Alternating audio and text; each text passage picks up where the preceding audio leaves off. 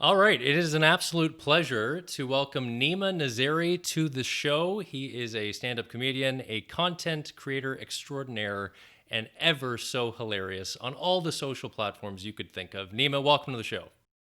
Welcome, Neema. Hey, thanks for having me, guys. Thank you so much for having me. How is the cottage? I saw you were at a cottage recently. Oh man, it was a nice cottage rip. Nice little cottage rip with the boys. We went off, man. We filmed some fire content. This is Aaron, by the way. He's my co host and also an air traffic controller. So, Yeah, that's right. I got this. This is edible, so just in case. Amazing. Yeah, Yeah, Aaron to the rescue. yeah, yeah. Good to meet you, Neema. It's weird that we can't be in the same room to be with each other. I know. I want to be right next to you, Hmm. just breathing each other's air. So like nice. old times. It would be it's like old Yeah, times, the just before like old times, times. as Yeah, they call it. exactly. With all like the social media apps that are out there right now, including TikTok, I think my first question would just be like, how do you manage your time and that content creation schedule? Like in terms of a workload, is it challenging? It is challenging if you don't plan. So what I do is I have started planning heavily in the past 6 months. Due to the help of my brother. He's older. He's older than me, and he's also my manager.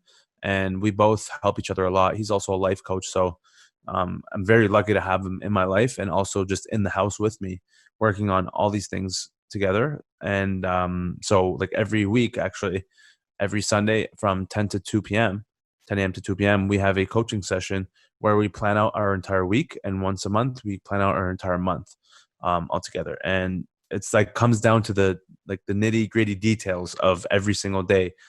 We start off with monthly to weekly to daily to, down to the minute every day. So every day I'm prepared for all the tasks and the activities I got to do for the rest of the day. And, obviously every day is not perfect. Some days, there's external factors I can't control. So I'd have to, if I don't finish a certain task or, content, I'll just push it to the next day. And there's no judgment. There's no judgment. And I don't judge myself because I know that I'm only human. And also I work as hard as I can either way. So, eventually I'll get the content out and I know it's going to go well because I'm planning. And that's the biggest key right there. That's a good segue too, because I think what I noticed when I followed you on Instagram way back, I think within a week, one would notice just how genuine you are with your content. Like you're not all about just getting famous, and not every post you have has hashtag ad on it. Like you actually Yeah. genuinely care about what you're doing, and obviously you have a genuine interest in and passion for comedy, but really with like Yeah. life and people too. So, how important is it for you to just be relatable to your audience? It's very important. I strongly believe in connecting with your audience and doing what you love and portraying that online and being as genuine as possible. Because if you start being too ad heavy and too commercially and like just always posting about different brands, you will lose your value as much as more and more every single time. And what I want to do is provide as much value as possible. Just keep giving, giving, giving, and then eventually it gets to a point where yeah, like I've built a very strong fan base and audience who supports me like inside and out, and that's what you want going forward. And especially for me, because I do stand up comedy, and I want to tour the world eventually doing stand up, and that's the whole point of why I'm doing all this is to one just dump out all my creativity on a separate platform, but also build that audience where in 5 years, 10 years from now, when I'm touring the world, I'll have actual like diehard fans and like supporters to come and check me out at a show. And that's where I'll be making my money, which is, I don't think is a bad thing because I've put all my heart into this and it's something I love and I have a passion for. And I don't want to take from anyone until I provide as much value as possible. Do you start with stand-up ideas that you kind of turn into your videos, or do you go the other way, or is it kind of depends on the topic, I suppose? Yeah, it's they're interchangeable because I have it's funny, I have a couple of notes in my folder in my iPhone folder, notes folders where I have Neema Naz like video ideas and then stand up material Hmm. in a different folder. But there's certain like bits or material that I write down for stand up, let's say, but I look over, I'm like, oh, this would be a funny idea for a video actually. So then I'll just film it and it turns out to be a really good video.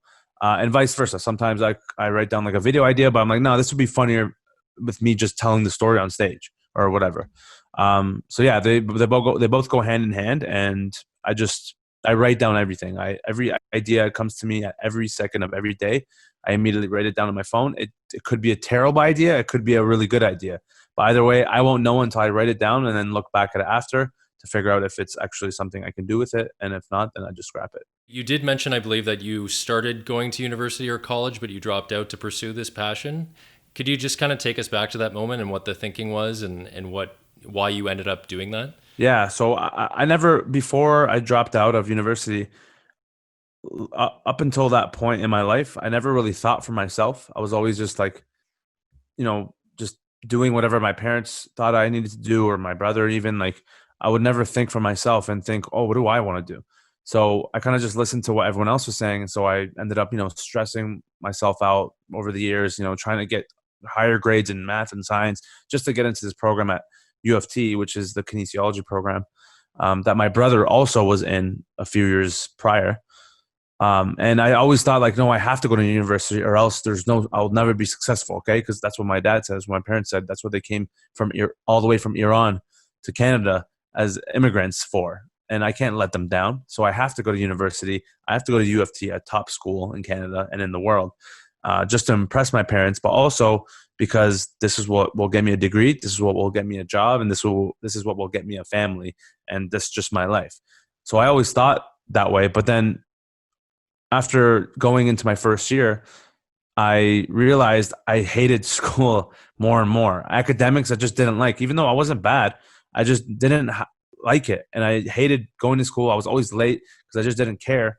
And I was like, I didn't even want to be there anymore. And so at one day, what happened was, it was actually the end of first year where I went to my first comedy show.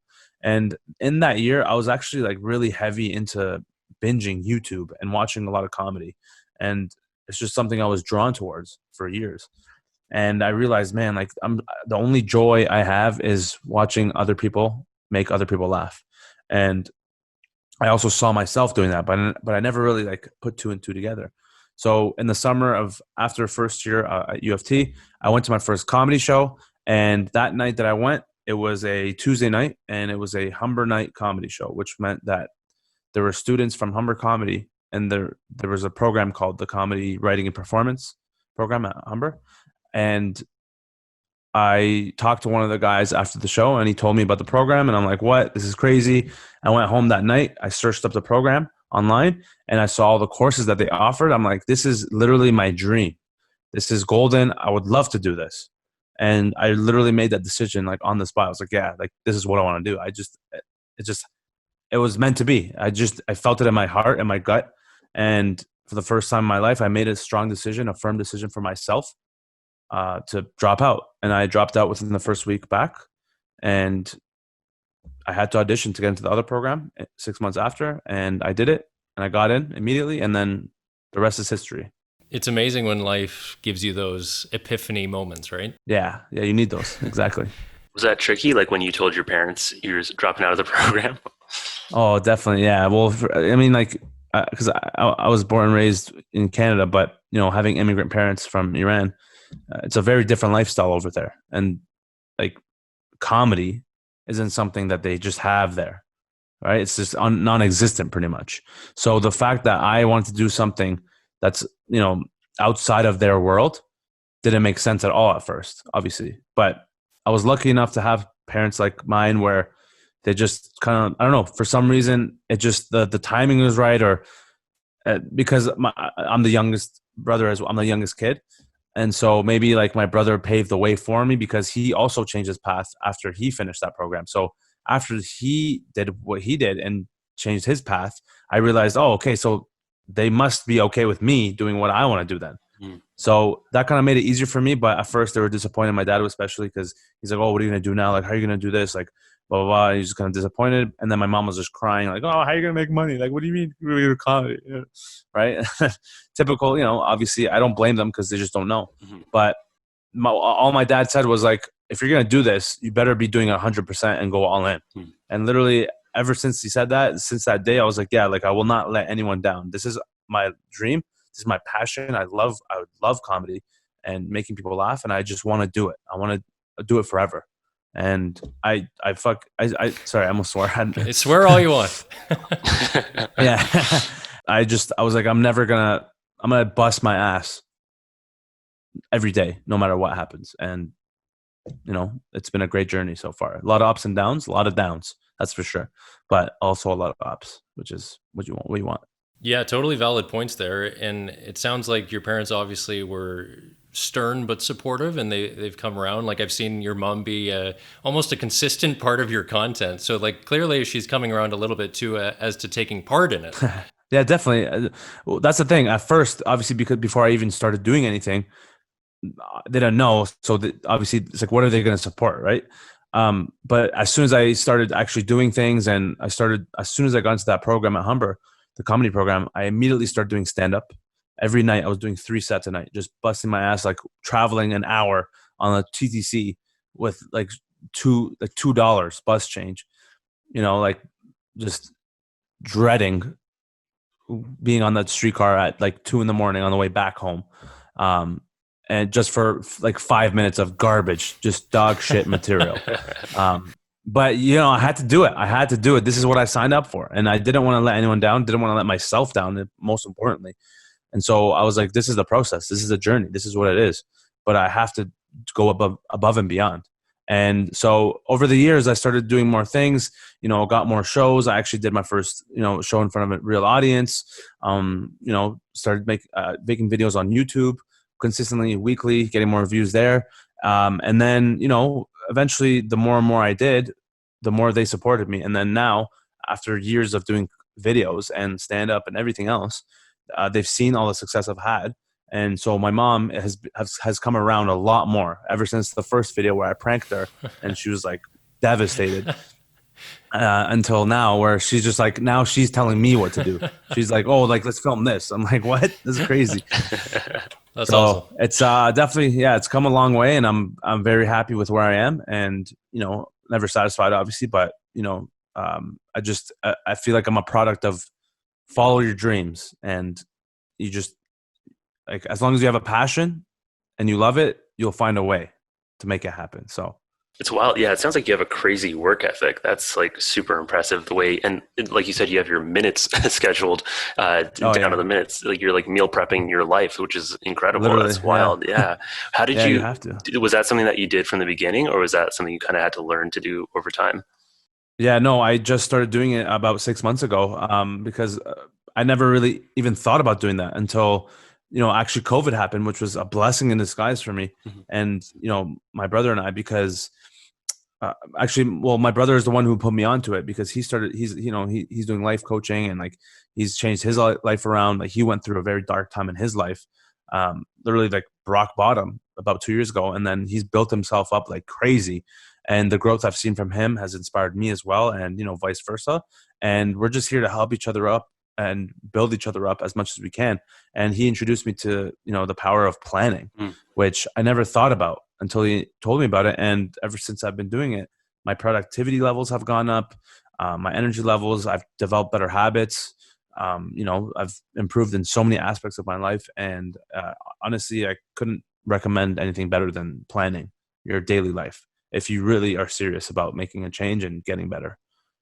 So yeah, planning is definitely the key. It's big time.